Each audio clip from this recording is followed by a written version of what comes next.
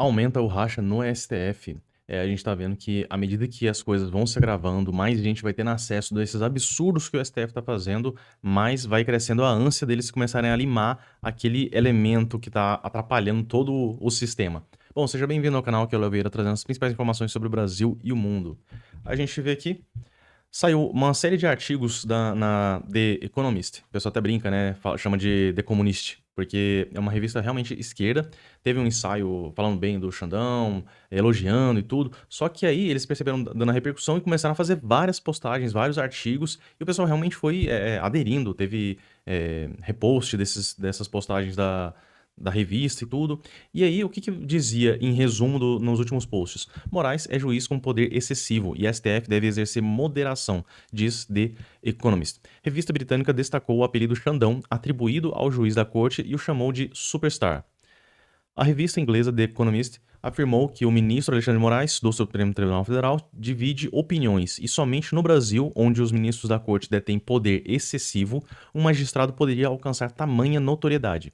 De acordo com a publicação, o STF deve exercer maior moderação e ser mais contido, embora tenha justificativas para agir com vigor em defesa do Estado de Direito devidos aos recentes ataques.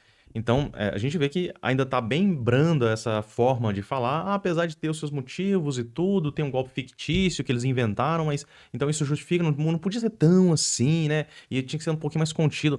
A principal vantagem que a gente tem é que, além de um político de merda, o Xandão, ele ainda é burro, porque ele ficou só avançando, nesse autoritarismo dele, e eu já comentei aqui antes, o caso da Débora acabou furando a bolha. Muitas pessoas tiveram acesso, começou a perceber, peraí, só tem imagem dela rabiscando uma estátua lá com batom. E por conta disso ela pegou 14 anos? Mano, que história é essa? Que loucura é essa? Aí teve a questão do vendedor de pipoca, vendedor de sorvete também. O pessoal foi colocado ali no meio só porque tava perto, não, então pega todo mundo, prende, e isso tá ficando notório. E saiu que também STF não pode desprezar crítica internacional sobre poder excessivo. Na corte avaliam ministros. Então, essa situação já está começando a se agravar, está tendo muitas críticas, não só aqui no Brasil, mas lá no exterior também. Já está ganhando o mundo, está tendo uma notoriedade muito grande nisso, e aí eles já estão começando a voltar atrás, está tendo um racha. A gente viu que o Fux já levantou uma divergência ali, uma discordância, e o que a gente vê aqui? Avança no STF o entendimento de que o tempo decorrido entre os atos golpistas de 8 de janeiro de 2023 até agora jogou novas luzes ao julgamento e reduziu o apelo emocional punitivista. Um dos ministros que conversavam com a coluna disse ser evidente a mudança de ares, obrigando o Supremo a revisar as penas aplicadas aos condenados e réus dos atos golpistas.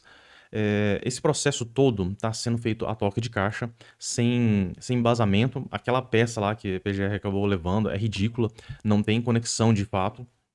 E aí, o que a gente observa?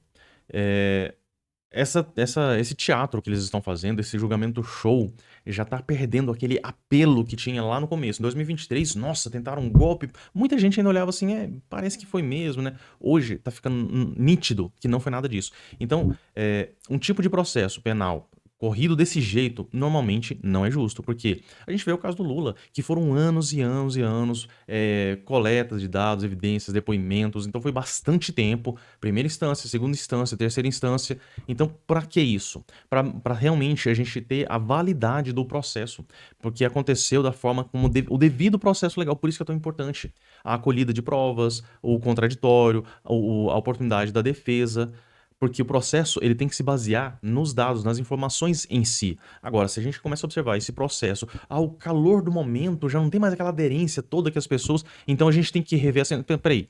Então não tá se baseando nos fatos, tava se baseando no calor do momento, no afã das pessoas ali, na crítica que era muito forte ao que estava acontecendo. Por isso que das penas de 14, de 17 anos, então não era por conta do fato jurídico. Então a gente começa a perceber daí o absurdo que é. Se tivesse sido um processo mesmo, que levasse anos para poder ser fechado de fato. Agora, o pessoal tem gente que tá preso até hoje. Nem se fechou a situação, não. Tem muitas pessoas que já estão recebendo a conversão para prisão domiciliar. Mas por quê? Por conta da pressão popular. E antes, no próprio caso da Débora mesmo, foi pedido 8 vezes e todas foram negadas. Agora, como furou a bolha, as pessoas começaram a perceber Aí sim que o Xandão pegou e voltou atrás. Então, se antes os magistrados do STF ouviam principalmente elogios no exterior, especialmente no ambiente acadêmico, por terem evitado um golpe, um suposto golpe, né, de Estado no Brasil, agora também são alvo de contestações. Primeiro porque isso é uma... foi forjado, é um golpe fake.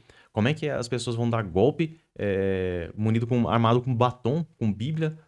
Que coisa ridícula, invadindo prédios vazios. Que história de golpe. Não, tem que ser retardado pra acreditar numa história tão ridícula dessa. Mas é claro, tem gente que acredita? Tem. Eles precisam realmente que as pessoas acreditem? Não. Eles podem fazer da forma que eles querem ali. Agora, o ponto principal é que quanto mais absurdo, mais as pessoas começam a perceber o teatro que eles estão fazendo, o espetáculo que eles estão tentando fazer aqui pra destruir o Bolsonaro. No final das contas, o alvo é simplesmente isso: tentar desacreditar, destruir, remover ele do cenário público aí, do cenário político. Só que a cada momento que eles fazem isso, as pessoas vão se revoltando a cada vez mais. Vai ficando cada vez mais nítido a farsa que eles estão criando. Enfim, e com esse racha do STF, é bem provável que daqui a algum tempo não seja necessário ir atrás do Xandão de todos os arrombos autoritários. O próprio sistema vai entregar a cabeça dele de bandeja, porque ele tá prejudicando até o pessoal. Não vamos ser assim. Não vamos acreditar que eles estão sendo bonzinhos, estão começando a colocar a mão na consciência, esses ministros, não, a gente precisa agora fazer o certo, vamos parar com isso. Não. O problema é que as burrices do Alexandre de Moraes tá ficando tão evidente, tão notório, que começa a prejudicar o próprio sistema. A corte já tá totalmente desacreditada, as pessoas já não levam a sério. O sistema judiciário como um todo, que a gente apelidou como de justiça, né, já vem mostrando as suas falhas, o quanto é podre por dentro. O problema é que as pessoas estão simplesmente percebendo o que é a realidade desse sistema.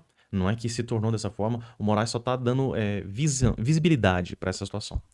Bom, por esse vídeo é isso, gostaria de saber a sua opinião a respeito desse assunto. Se você gostou, curta, compartilhe e se inscreva no canal. Fico por aqui, um forte abraço e até a próxima.